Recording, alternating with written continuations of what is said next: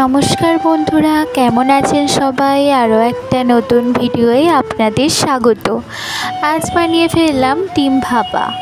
তার জন্য প্রথমেই উপকরণ হিসাবে আমরা নিয়ে নেব প্রয়োজন মতন সাদা রঙের সর্ষে, চারমগজ, কাজু বাদাম, সাদা পোস্ত, কাঁচা লঙ্কা। এগুলোকে আমরা পেস্ট করে নেব।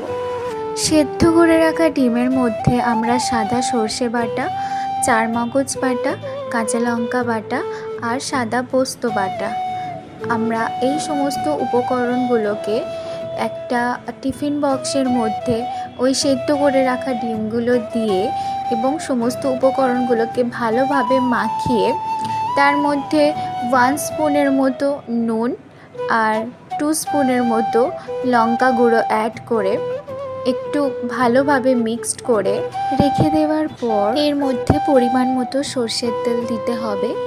সর্ষের তেল দিয়ে ভালোভাবে মাখানো হয়ে গেলে টিফিন বক্সটা এঁটে আমরা সেদ্ধ ভাতের মধ্যে কিছুক্ষণ রেখে দেব।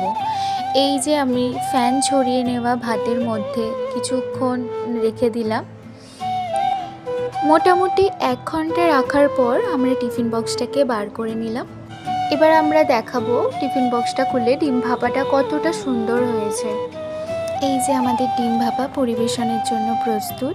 আপনারা যে কোনো রকম ওকেশানে এটা বানিয়ে ফেলতে পারেন খুব সহজে, চটজলদি। আমি এটা ভাতের সাথে দিয়ে খেয়ে নেব। ধন্যবাদ সবাইকে এতটা ধৈর্য সহকারে আমাদের ভিডিওটা দেখার জন্য। সকলেই ভালো থাকবেন, সুস্থ থাকবেন। আমাদের এই চ্যানেলটাকে like, comment, share and subscribe করতে ভুলবেন না। Thank you.